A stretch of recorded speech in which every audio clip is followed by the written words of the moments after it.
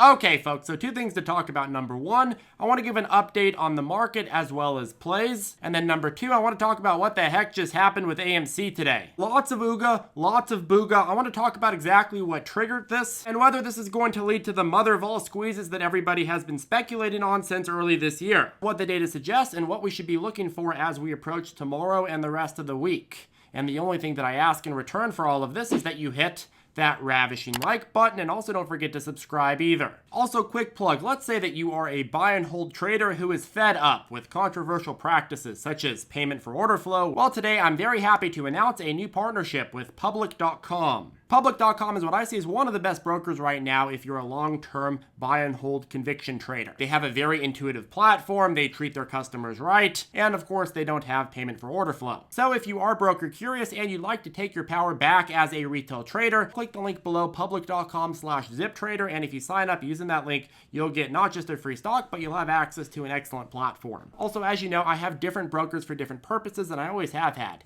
For Public.com, this is going to slowly become my long-term hold broker. And if you want to hear my full thoughts on the pros and cons of the controversial topic of payment for order flow, I'll also link to the video I did on that below as well. Okay, let's get right into it. Pretty nice day for small caps overall. Flat, slightly green day for the overall market. NASDAQ leading. The best way to characterize the market condition is yawn. Lukewarm selling, lukewarm buying, back and forth, blah, blah, blah. Similar to what we saw last year in the fall. That's okay though, breathing time is healthy. We don't care if it's going up massively, we don't care if it's going down massively, we don't care if it's slow, we're just like, hey, this is great. We're just happy to be market participants. We did see some exciting, Mr. Exciting news from Ford. They've doubled their production target for their electric F-150s because of massive demand. Massive. And even with this doubling of production capacity, apparently it's still not enough. Truth be told, these demand numbers that we're seeing from Ford and really across the industry are suggesting that, hey, those reluctant people that said, hey, EVs are too slow, EVs are too costly, EVs aren't practical enough, are starting to cave more and more into the EV market. People are realizing that, hey, EVs are very, very competitive with gasoline vehicles. Though I will be the first to tell you they don't sound as good. But the favorable trends into the EV sector has really shown in Ford's numbers. Not just on their surprising beat of demand on the Mach-E that they released, but now the F-150. Ford is quickly turning itself into a future massive EV player, and the heritage of the company is quite frankly converting lots of EV haters into EV buyers. And with the Ford F-150 being the most popular truck and really vehicle in the United States, it's no doubt that Ford is likely to convert some of the untapped markets in this country. If you're somebody that drives a truck right now, what would it take for Ford to convince you to convert to EV? If the truck was cheaper, looked the same, was more powerful, and overall you got a big subsidy for it, would you convert to it? DraftKings is up a bit today ahead of their analyst-heavy conference panel tomorrow. They also announced a multi-year deal with SimpleBet where the king of drafts will be using their technology to engage with their sports by what's called micro-betting. Betting play-by-play, throw-by-throw, and pitch-by-pitch throughout a sporting event. It also allows DraftKings to offer micro-betting products for the NFL, the MLB, and the NBA. I like that idea of being able to bet on individual moves play-by-play. If you have a favorite player that you've been watching for many years, and you basically memorized how he reacts to different events in a game, well, it'd be very interesting to wager on something like that play-by-play. Probably true that we'll hear more about this and more clarification tomorrow at the conference, so looking forward to that. Okay, AMC up over 30% at highs today, up 50% since lows 2 trading days ago. Ooga damn booga, stock that people love to hate and yell, you're gonna be a bag holder if you keep holding it. Well, I guess those people had to look away today because this just obliterated short sellers and was a huge validation for everybody who's holding it. I can already hear all the media keyboards typing trying to explain this one away. This was just an extended vaccine approval rally. This is up because of some hype around Free Guy, that Ryan Reynolds movie, having good sales. This is up because people accidentally push the buy button, but they don't realize that this is fundamentally overvalued because movie theaters are struggling. But in all honesty, why did it run? Well, it's difficult to pinpoint a direct catalyst, of course, and we don't have the full data yet because reporting is delayed and sometimes never even out. But as we've been talking about the last couple of weeks, we've seen more and more institutional money taking long, concentrated bets in this. But just yesterday, we were talking about how there's also more strategic sell attacks on every up day, showing some strong evidence that short sellers have been very, very effective at controlling the up cycles so as to prevent a bull run like we saw in June. They are willing to let AMC run to a certain point, and then all of a sudden all this massive selling pressure and predictable selling pressure comes out of thin air. We've seen so many examples of controlled sell-offs during the last 6 months really of AMC, but basically controlling bull runs is one of the most effective ways for short sellers to control their risk of being margin called and systematically reduce retail investor interest in the stock at the same time. So what I think happened with AMC stock is that the heat got turned up the last couple of days, and so they attempted to institute a controlled sell-off, which then backfired as a ton of buy orders flew in. Now, were these buy orders more institutional or more retail based?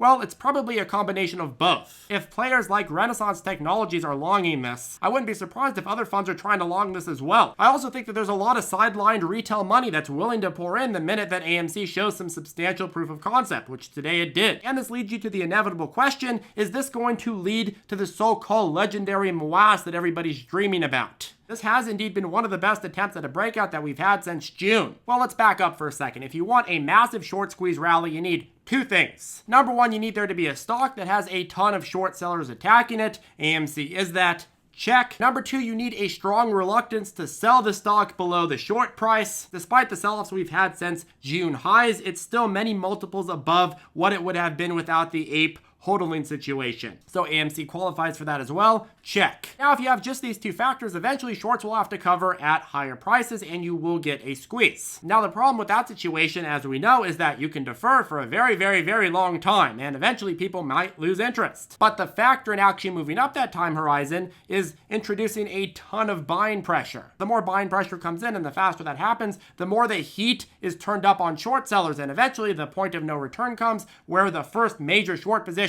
has to be margin called. And once that covers, it forces all the other ones to fold as well. But that only becomes a systematic and immediate risk if there's a massive flow of buying pressure. Otherwise, you just have to wait until the shorts themselves induce the buying pressure. Which is why back in June, you saw so many people start talking about this, because if that momentum had continued, a lot of the bigger short sellers would have to start immediately folding their positions. And that would have caused a race to the top to find shares to buy, and with retail traders holding a majority of the float at that time, that would have caused a massive, massive morass. So again, the really big question here is if there's going to be enough buying pressure in this to force a squeeze to happen a lot earlier than otherwise would happen. Obviously, the goal of short sellers is to defer this to oblivion until people lose interest and go home, but they start losing the ability to defer when it starts rallying massively because of margin calls, because of risk management protocols. You can't lose 5 million% on a position. So when looking at today's rally and the rally the last couple of days, the fact of the matter is that the heat is being turned up on short sellers once again. And the more green days we have, the more likely that you have more and more momentum traders trying to pour in, the more likely that the heat gets turned up even higher, and the more tense the situation becomes. In an alternate reality where AMC stopped having green days like this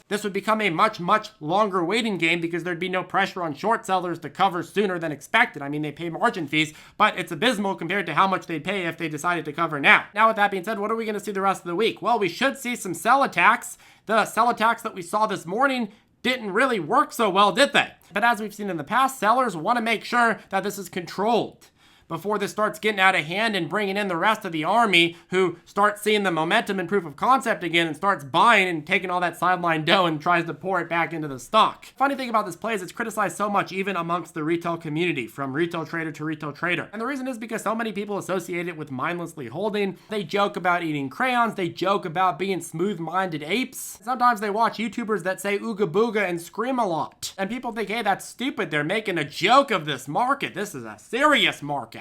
But regardless of how you feel about the whole situation, you can't deny this is very, very stubborn. It's that buy and hold stubborn mentality that has made this a play that stuck around for so long and has had so many different hype cycles. There have been very, very few plays, at least that I can remember, where retail traders refuse to leave and go home and cry every time you have a red day. Even plays that have great fundamental conviction and are very likely to do well in the upcoming years, people are like, oh no, it went down 5%. Okay, that was a scam. I was wrong. I'm leaving. While I personally obviously don't agree with mindlessly holding stocks, I don't think that the average person is mindlessly holding it. I think they just act like they are because they think it's funny, and saying buy and hodl is kind of entertaining. And I do think that there are problems with ridiculously wrong due diligence and conclusions that are just frankly, conspiracy theories. But I think that the average person that's buying this gets the bigger picture here. I think that when it comes to a certain point, you have to agree that the staying power of this movement is very, very strong and creates a very interesting probability bet when you consider that shorts have to cover eventually. Now, who the hell knows how this AMC ape situation is going to end? But at the end of the day, this is something that really shook up the industry and is always going to be remembered,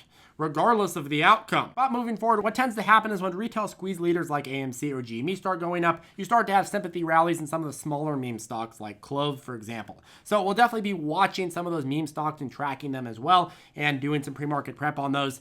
So I'll keep you posted there, and we'll be reflecting on those in the nightly videos too. So anyways, folks, what do you think about this AMC situation? Is this the last rally before the endless drop that takes AMC to $0, or is this the beginning of something special?